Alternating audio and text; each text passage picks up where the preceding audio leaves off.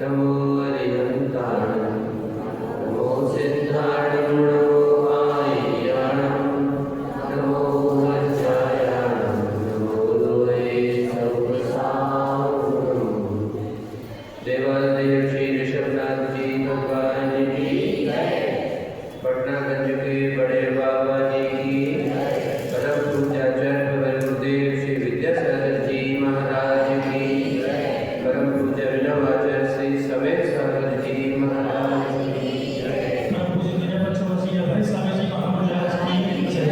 परम पूज्य मुनि संघ की जय। यहाँ पर मूल माटीना नदी में आचार्य भगवान ने एक पतित से पावन बनने वाले भव्य जीव को प्रतीक के रूप में माटी के माध्यम से उसके भावों की अभिव्यंजना कराई है। जिस प्रकार से संसारी प्राणी अतीत की अपेक्षा से अनंत काल से निगोद पर्याय में रहा है, वहाँ से वह कुछ प्रयास पुरुषार्थ अपने गति के योग करता है तो वह कुछ और आगे बढ़ कर के पंच स्थावरों में चला जाता है और थोड़ा सा प्रयास होने पर वह त्रसों की विकलत्रय पर्याय को प्राप्त कर लेता है। 2 इंद्रिय हो जाता है, 3 इंद्रिय हो जाता है, 4 इंद्रिय हो जाता है। थोड़ा सा और विशेष प्रयास करने पर संगीपना तो प्राप्त हो जाता है, किंतु अभी प्रयास अधूरा था तो असंगी पंचेंद्रिय पर्याय प्राप्त। 5 इंद्रियां तो पूर्ण हो गई किंतु मन की अभी उपलब्धता नहीं हुई। और प्रयास किया, मन भी मिल गया किंतु वह त्रिंच पर्याय ही मिल पाई। तो वहाँ से कुछ प्रयास तो आगे बढ़ा किंतु अभी मुक्ति का द्वार बंद है। और प्रयास करने पर उसे त्रिंच से बढ़कर के कुछ सत्कार्य किया उसने जीवन में तो देव पर्याय भी प्राप्त हो सकती है। कदाचित असत्कार बुरा खोटा कार्य किया तो नरक की यात्रा भी उसे करना पड़े। फिर थोड़ा सा प्रयास पुरुषार्थ होने पर उसे मनुष्य पर्याय की उपलब्धता हुई। मनुष्य में भी स्त्री की अपेक्षा से पुरुष पर्याय प्राप्त हुई तो वहाँ से वह मुक्ति का द्वार खोल सकता है। किंतु जैसे कि अभी वर्तमान में पंचम काल चल रहा है और यहाँ पर अभी चाहे स्त्री हो अथवा पुरुष हो, दोनों के मुक्ति का दरवाज़ा अभी बंद है। तो वह चतुर्थ काल की उपलब्धता हो, वहाँ पर सत्य देव गुरु शास्त्र का समागम हो, उनके माध्यम से आत्म कल्याण के लिए तत्परता हो तो वह प्रयास करके मोक्ष की यात्रा कर सकती है। ऐसे ही एक पतित जीवन जीने वाला जिसे यहाँ पर मिट्टी के माध्यम से प्रस्तुत किया गया है, वह अपनी अनंतकालीन व्यथा यातना पीड़ा की अभिव्यक्ति अपने जो निकटवर्ती है गुरु सदृश है ऐसी धरती माता के प्रति निवेदित करती है। धरती ने भी गंभीरता पूर्वक उसकी बात को सुना और जैसे गुरु सदुपदेश देकर के सन्मान को प्रबोधित करते हैं, ऐसे ही उस धरती ने अपनी उस बेटी रूपी माटी को बताया, ठीक है अब तुम्हारा वह समय आ चुका है जब तुम्हारा पतन से उत्थान की ऊंचाइयों को स्पर्श करने का समय आ चुका है। अब निश्चिंत मानो कि तुम्हारा कल प्रातः काल होगा, तब तुम्हारी यात्रा का सूत्र प्राप्त आरंभ होगा। किंतु जब जिसे प्राप्त हो जाए, ज्ञात हो जाए कि अब हमारा काम होने वाला है, बस जैसे आप कुछ लोग वर्षों से सपना संजोए रखते हैं किस चीज़ का, कि हमें तीर्थराज समेत शिखर जी जाना है, जाना है, जाना है। मगर कुछ न कुछ व्यवधान ऐसा आ जाता है कि चाहते हुए भी नहीं जा पाते। किसी का स्वास्थ्य प्रतिकूल हो गया, किसी को परिवार में शोर सूतक हो गई, या और कोई ऐसी प्रसंग आ गए जिसके कारण से रिजर्वेशन होते हुए भी कैंसिल करवाना पड़ा। रिजर्वेशन हो गया, ट्रेन कैंसिल हो गई, अब क्या करोगे? अपने पास वाहन से चलते हैं, पर पता चला कि गाड़ी खराब हो गई, किराए की कर लेते हैं, पर कुछ न कुछ ऐसे विघ्न कारणाम अंतरायस कारण बनता गया। चलो चलते तो हैं, डायरेक्ट ट्रेन नहीं मिल रही है, इनडायरेक्ट सही। जैसे आपके यहाँ से सागर से चपरा एक्सप्रेस मिलती है आपको, तो आप सीधे ईसी उतर जाते। पर अभी कुछ लोग बता रहे हैं कि हमारा उसमें रिजर्वेशन नहीं मिल रहा, तो क्या करें? यहाँ से जबलपुर चले गए, वहाँ से कोई ट्रेन जाती है, खुसरो पहुँचती है, खुसरो से फिर लौट करके अगर जाना है, जहाँ चाय है वहाँ राय है, पहले ही थोड़ा से आगे जा करके फिर लौट करके आ गए, यात्रा तो हो गई। पर ऐसा भी सुना है कि वहाँ मधुबन तक तो पहुँच गए, मगर वहाँ जाकर के तबीयत बिगड़ गई, तो यात्रा पुनः लौट करके घर आना पड़ा। क्यों? कर्म हमारा तीव्र है, हमने वहाँ तक तो पुरुषार्थ कर लिया। ऐसे व्यक्ति भी सुना है हमने कि वह बंदना के लिए निकल गए और रास्ते से ही उनको लौट करके आना पड़ा। तो इतना कर्म प्रबल है कि वह आपकी यात्रा में व्यवधान उत्पन्न करता है। इसी प्रकार से यहाँ कल जो प्रसंग चल रहा था, प्रश्न नंबर 22 था, जिसमें विचारों के ऐक्य से, आचारों के साम्य से संप्रेषण में निखार आता है, वरना विकार आता है। यहाँ तक का प्रसंग हो चुका था। वही बात प्रकारांतर से और समझाने के लिए आचार्य भगवान ने लिखा है, बिना बिखराव उपयोग की धारा का दृढ़ तटों से संयत सर्कनशीला सरिता से लक्ष्य की ओर बढ़ना ही संप्रेषण का सही स्वरूप है। जिस प्रकार नदी है, नदी में पानी का प्रवाह बढ़ता है, बढ़ते बढ़ते स्थिति ऐसी हो जाती है कि यहाँ या यहाँ से पूर्ववर्ती स्थानों में बरसात बहुत अधिक हो गई है, मात्रा इतनी अधिक हो गई है कि वर्तमान में कुछ दिनों से आपने समाचार पढ़े होंगे, टीवी पर भी देखा हो गया, कई जगह बादल फट गए, इतनी अधिक जलवृष्टि हो गई कि मानो प्रलय सदस्य वहाँ स्थिति निर्मित हो गई। गांव के गांव साफ हो गए, मिट्टी में दब गए। तो यह बादल के फटने से इतना अधिक जल प्रलय जैसा हो गया है, तो वहाँ पर पानी में अत्यधिक आ गया। अब अभी नदी जो बहती है, नदी के इस तरफ और इस तरफ तट रहता है, उस तट के कारण से उसके बीच से पानी ऐसा बहता रहता है। मात्रा अगर बढ़ जाए तो वो ऐसे के स्थान पर ऐसे भी ऊपर चली जाती है और बहती उसी दिशा की ओर है जहाँ तट है। पर कई बार ऐसा पढ़ने में, सुनने में, देखने में आता है कि अगर वह मात्रा पानी की बहुत ज़्यादा हो गई तो वह दोनों तटों से ऊपर आकर के फिर ऐसे अगर बिखर गई तो कहाँ विकराल रूप धर करके कहाँ वह विनाशकारी बन जाएगी, पता नहीं चलेगा। इसी प्रकार से अगर वह बिखराव नहीं है पानी का, तो वह संयत होकर के बहता रहता है बिना बिखराव। उसी प्रकार से उपयोग की धारा, जिस दिशा में आप सोच रहे हैं उसी दिशा को लक्ष्य में रख करके उपयोग में कोई परिवर्तन न हो। जैसे कि श्री तत्पाल शुद्ध जी का जब स्वाध्याय होता है, उसमें पृथक वितर्क विचार नामक शुक्ल ध्यान होता है।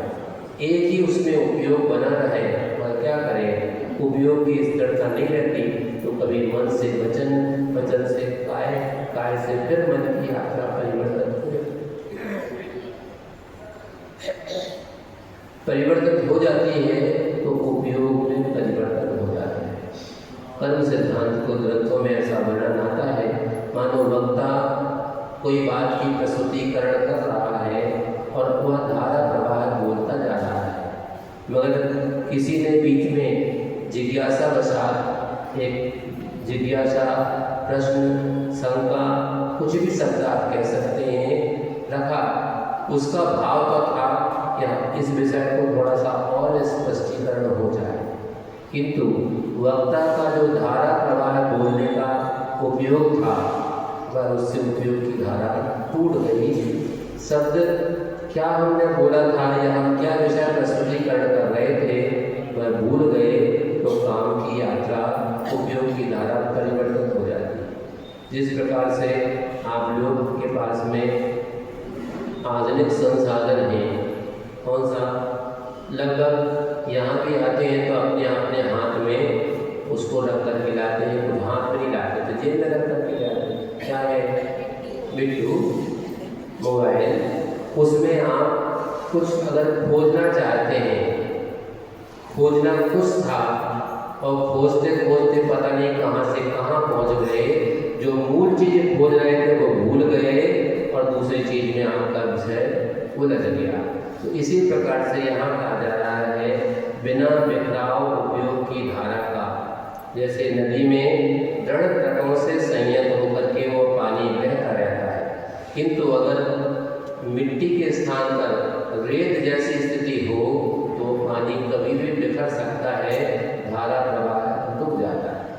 कभी कभी देखने में आता है कि गर्मी के समय पर पानी अब बिल्कुल न्यून से न्यूनतम हो गया है और कई बार तो देखने में आता है कि रास्ता में आपको दूर तक दिख रहा है कि नदी सूखी हुई है, पानी की एक बूंद भी नहीं।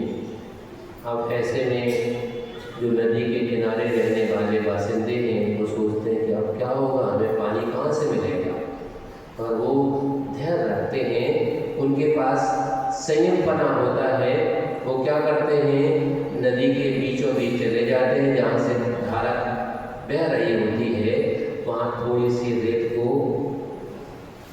चारों तरफ से खिसकाते हैं और एक छोटी सी कुइयाँ नुमा आकार प्रकार बना लेते हैं।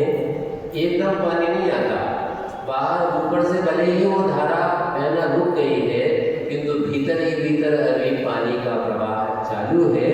कुछ समय के बाद वो जो कुइयाँ सी बनाई थी उसमें पानी आ जाता है, थोड़ा सा बर्तन से उठा करके इकट्ठा कर लेते हैं, पानी की उपलब्धता हो जाती है, किंतु वह बहता तो उसी तट के माध्यम से है।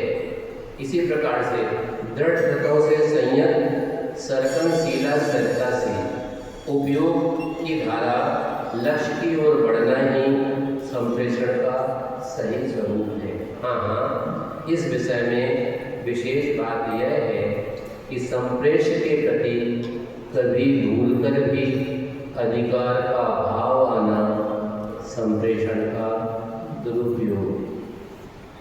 जिसे संप्रेषण किया जा रहा है भावों का, उनके प्रति हमारा अधिकार जमाने का, जैसे शिक्षक है वह शिष्य को प्रबोधित करता है, शिष्य गुरु के प्रति कृतज्ञता का भाव रखता है कि गुरुदेव ने आज हमें यह विषय वस्तु बताई, सुनाई, समझाई, मगर दोनों के एक दूसरे के प्रति अधिकार, गुरु को ही अहंकार आ जाए कि मेरे बिना इस शिष्य का कल्याण नहीं हो सकता। ऐसा नहीं है। लौकिक जगत में ऐसा कहा जाता है कि कभी कभी ऐसी स्थिति आ जाती है कि गुरु गुड़ ही रह जाते हैं और चेला शक्कर बन जाता है, तो एक कदम गुरु से आगे बढ़ जाते हैं। जैन दर्शन की भी यही विशेषता है, यही मान्यता है कि गुरु आचार्य भगवत गुरुदेव श्री विद्यासागर जी महाराज दीक्षित हुए थे और ज़्यादा से ज़्यादा 4-5 वर्ष ही मुनि अवस्था में रहे। गुरुदेव उनके जो आचार्य श्री ज्ञान सागर जी महाराज थे, आचार्य पद से विभूषित थे, पर उनको लगा कि अब हमारा संलेखना का समय सन्निकट है, शरीर की स्थिति ऐसी नहीं है कि हम हम कहीं सुदूर जाकर के अन्य संघ में जाकर के संलेखना कर सकें। गर्मी का समय है और राजस्थान में गर्मी यहाँ की अपेक्षा से और ज़्यादा पड़ती है। रेतीला अगर एरिया हो तो वहाँ पर रेत के कण भी उड़ करके शरीर को दाब जैसा देते हैं, ऐसा वहाँ पर स्थिति थी। अब क्या किया जाए, क्योंकि जाना संभव नहीं है और विद्याधर से जो विद्यासागर बन चुके हैं उनको कई बार कहा उन्होंने कि भैया महाराज हमारे संलेखना हमें करने का भाव है। बहुत अच्छी बात महाराज, हमसे जो बन सकेगा आपकी सेवा शुश्रूषा करने में हम कोई और कसर नहीं रखेंगे, आप तो बिल्कुल निश्चिंत रहें। मगर एक जो उत्तरदायित्व तो हमारे पास है उसको तो किसी न किसी को सौंपना पड़ता है। भले ही लौकिक जगत में देखा जाता है कि पिताजी जब तक सक्षम होते हैं तब तक अपनी खुटी में का रखते चाबी, तो चाबी योग संतान है किंतु उनको देने में उनकी गर्दन ऐसे नहीं होती, निकाल करके सौंपते नहीं। जब तक हम हैं, जागृत हैं, जीवित हैं, तब तक तो जब कुटी में खुशी है। बच्चे भी अगर आज्ञाकारी हैं तो कहते कोई बात नहीं, आज नहीं तो कल, कल नहीं तो परसों, कभी न कभी तो वो हमारे हाथ में आएगी, धैर्य रखते हैं। पर कहीं कहीं ऐसा इतिहास में देखने पढ़ने सुनने में आता है कि ऐसे भी राजा शासक हुए हैं कि उन्होंने भले ही अपने सगे पिता हो उनकी भी हत्या कर दी और राज सिंहासन पर बैठ। क्यों, कब तक हम प्रतीक्षा करें? तो ऐसे कृतज्ञ पुरुष भी होते हैं कि अपने इष्ट का घात करने में भी वो चूके नहीं। ऐसी स्थिति आज भी आ सकती है, अभी है। इसलिए गुरुदेव सदैव यह बात कहा करते थे कि हमें कोई पद की अभिलाषा नहीं है। जो आपने हमें पद दिया है यह मोक्ष मार्ग का सबसे बड़ा पद है, मुनि दशा। इसको पाकर के ही हमारा कल्याण सुनिर्धारित है।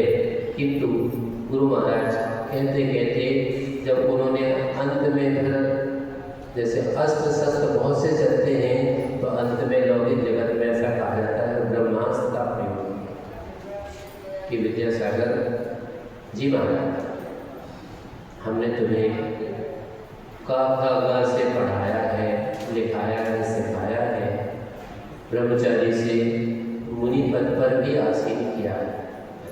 इसमें हम कब मना कर रहे हैं? आपका हमारे जीवन में बहुत बड़ा उपकार है। उपकार है ना? बिल्कुल महाराज। तो अब वो क्षण आ गया है, उस उपकार को आपको स्वीकार है, हमारा बिल्कुल स्वीकार, हम कब मना कर रहे हैं? तो अब यह हमारे जीवन के अंतिम क्षण की ओर हमारी यात्रा चल रही है। इसलिए यह आचार पथ का भार तुम्हें समझना। एक आज का जैसे हमने कहा था अभी कि जिसको चाबी ना मिले वो चाबी के चक्कर में इतना उलझता है, उलझाता है कि वह जितना अनर्थ हो सकता है करने से भी नहीं चूकता। किंतु गुरु महाराज की इतनी उदारता थी, अपने गुरु के प्रति समर्पण का भाव था कि हम तो कृतकृत्य हैं, आपने सब कुछ तो दे दिया है, अब क्या शेष रह गया। इसलिए हमें अब कोई आवश्यकता नहीं है, आप पद जिसे चाहें उसे दे दें, जिसे चाहते हैं उसी को देने का प्रयास कर रहे हैं। इसलिए अब हमें गुरु दक्षिणा चाहिए। महाराज अब हमारे पास कोई रुपया पैसा होते तो हम आपको समर्पित कर देते। सिर्फ रुपया पैसा का समर्पण ही सब कुछ नहीं होता है। जैसे यहाँ शुरू में आया था कि पूत का लक्षण कायम होता है, पालने में नहीं। आज्ञा गुरु की आज्ञा पालने में है, इसलिए तुम हमारी आज्ञा का पालन करो। और यह गुरु दक्षिणा हमें चाहिए है। गुरु देना चाहोगे क्या? बिल्कुल, आप जो कहेंगे वो हम स्वीकार करते हैं।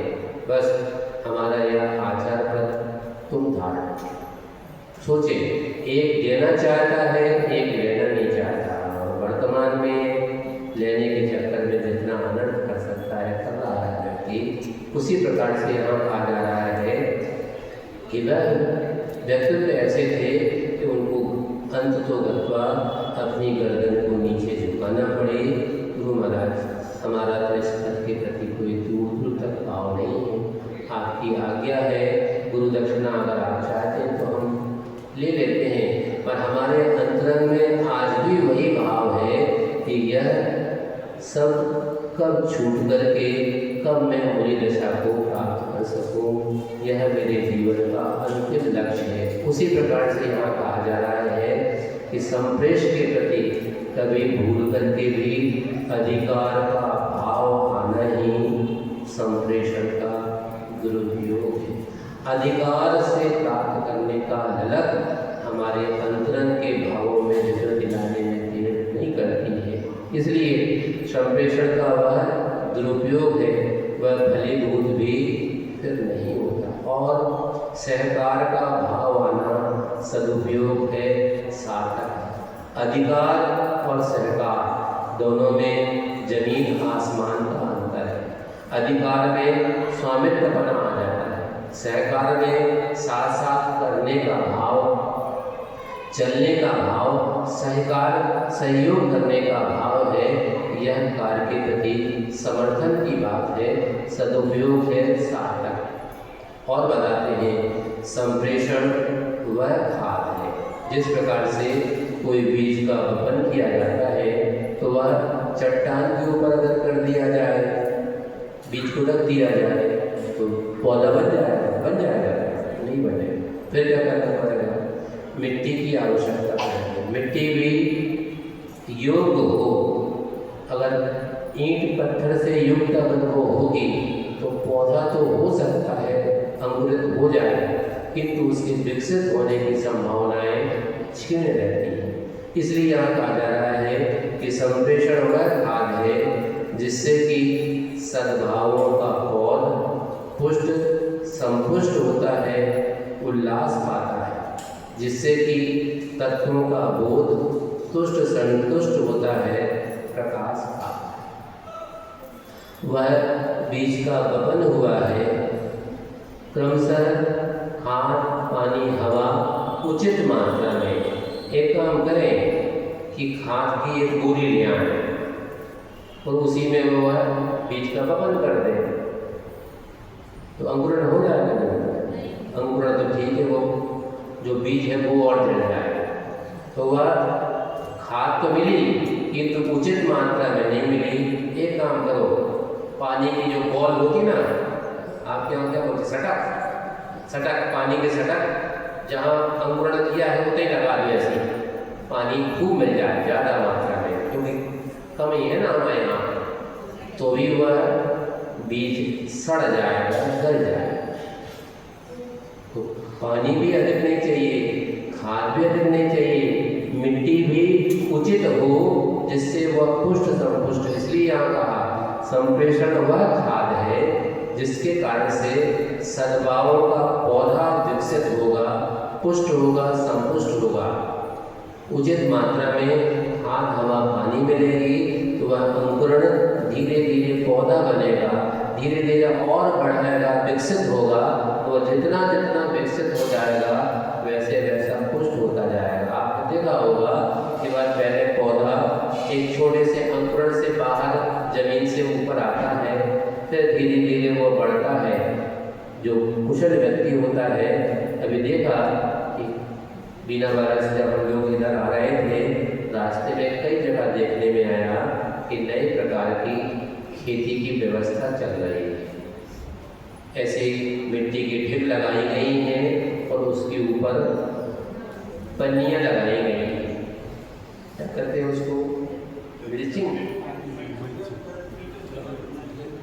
जो भी आप शब्द का प्रयोग करते हो उस है पॉलीग्राफी, तो उसमें वो मिट्टी के ऊपर पन्नी लगाई गई है ताकि उसमें और जो अन्य प्रकार के पौधे वहाँ आ सकते हैं, खरपतवार के रूप में आ सकते हैं, वो वहाँ ना आए। फिर उनमें रोपा लगाए अथवा बीज लगाया गया, पानी के सिस्टम लगाया जाता है। तो उसमें ड्रिप वाटर इरिगेशन के कारण से एक एक बूंद पानी आता है तो समुचित मात्रा में पानी भी पहुँच जाता है। इसके बाद भी देखा कि वहाँ पर बीच बीच में लकड़ी नहीं है। लकड़ी का क्या चक्कर है भैया? बताया कि महाराज इसमें जो बेल निकली थी उसको विकसित होने के लिए लकड़ी का सहारा मिलेगा, तो वह धीरे धीरे उसके सहारे से लकड़ करके ऊपर आती जाएगी। पान की बरेजों में भी ऐसे ही अवस्था बनती है। इसलिए यहाँ कहा कि वह पौधा पुष्ट संतुष्ट होता है। मुक्तागिरी की ओर यात्रा जब हो रही थी, रास्ते में उस बैतूल के आसपास का जो एरिया है वहाँ पर बहुत अधिक मात्रा में संतरे के बगीचे हैं और लगे तो इतने इतने से हैं, अभी छोटे हैं, किन्हीं किन्हीं में बढ़ते गए बड़े बड़े होते गए और बड़े तक संतरे हो गए। अब उन संतरों का वजन इतना अधिक हो गया है कि वह वृक्ष धरती को छूने की ओर है। तो फिर क्या करें? तो ऐसे बड़े बड़े बांस या लकड़ियाँ लाई गई हैं और उसके टहनी को सपोर्ट दे करके ये डाल टूट करके नीचे गिर न जाए, इसलिए उनका सपोर्ट दे करके उन वृक्षों को सहारा दिया गया है। उससे वह पौधा आगे विकसित होता है।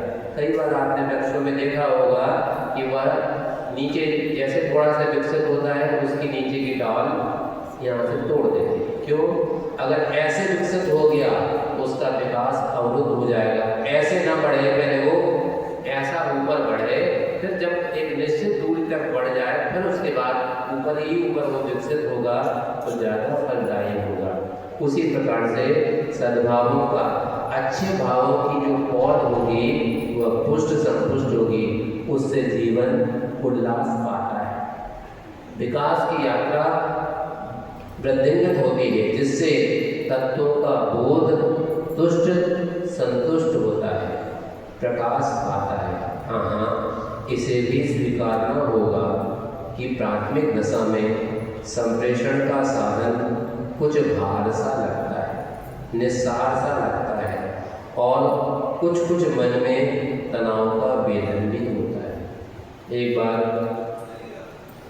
गिरनार जी की यात्रा हो रही थी, उस समय पर पहाड़ की यात्रा चढ़ाव पूरा हो गया। पहली टोक, दूसरी टोक, तीसरी टोक, चौथी टोक भी हो गई। चौथी टोक से पांचवी टोक भी पहुंच गए। पांचवी टोक की वंदना हो गई तो चढ़ाव का तो पूरा काम हो गया। और ज्यों ही पांचवी टोक से उतर करके नीचे की ओर आने का प्रयास चल रहा था, बीच में ऐसा कुछ लगा कि ब्लड प्रेशर डाउन सा हो गया। शुगर की हो सकता है शुगर की मात्रा कम हो गई, तो एक एक कदम चलना कठिन प्रतीत होगा। यहाँ तक कि चश्मा लगा था तो ऐसा लग रहा था जैसे 10 किलो का चश्मा हो गया हो। ऐसा लगता था कोई चश्मे पकड़ ले रहे हैं। पर वहाँ जितने साधु तो थे, अब चश्मा भी भारवाहक लगता है। इसी में आगे प्रसंग आने वाला है। आचार्य भगवान लिखा है कि ढाका की मलमल ऐसी मानी जाती है कि एक अंगूठी के छेद से पूरा का पूरा थान साड़ी निकल जाए, इतना पतला मुलायम होता है। मगर ढाका की मलमल भी वृद्ध व्यक्ति हो तो उसके शरीर पर भारी लगती है। इसी प्रकार से यहाँ लगता है कि प्राथमिक दशा में संप्रेषण का जो भी साधन है वह कुछ भार सा लगता है, निस्सार सा लगता है, काय जो करने पड़ता हो, ढोने पड़ता हो है। मगर कुछ मन में तनाव का वेदन भी होता है। कब तक ये करेंगे? जैसे कि कोई व्यक्ति है, अत्यधिक कपड़ा पहने हैं, ठंडी का समय होता है ना, तो वह सिर्फ इतना भाग जहाँ नाक का है इसको छोड़ दे, तो यहाँ पर कान में मफलर है, यहाँ टोप लगा है, यहाँ पर चश्मा भी लगा है, मुँह पे भी यहाँ से, बच्चों को देखो यहाँ से कपड़ा ऐसे बांधती हैं, यहाँ से ही बांध दिया, सिर्फ नाक का स्थान छोड़ के रखा है। यहाँ चश्मा भी लगा है, चेहरा भी नहीं दिख रहा है और शरीर तो पूरा ढके ढका है। किंतु जी से पूछ लेना कि उनकी लंगोट छोटी सी है, इतनी से चौड़ी है, पर वो भी भार सी प्रतीत होती कि वे भगवान कब ये दशा छूट करके कब देगा मेरी दीक्षा को हम अपने जीवन में अंगीकार करें। कोई बहुत बड़ी लगोटी नहीं है, किंतु वो भी चुपती तो है, किंतु गुरु आज्ञा है कि हम तुम्हारा हमें ख्याल है, जब तुम्हें हम इस योग समझेंगे तो तुम्हें देवगरी दीक्षा प्रदान कर देंगे। इसलिए मन में उतना संतुष्ट है, किंतु वह छोटी सी लंगोटी भी भार सी प्रतीत होती है। समय आपका हो रहा है और चूंकि कुछ काम और है कि तेरे मुझे श्री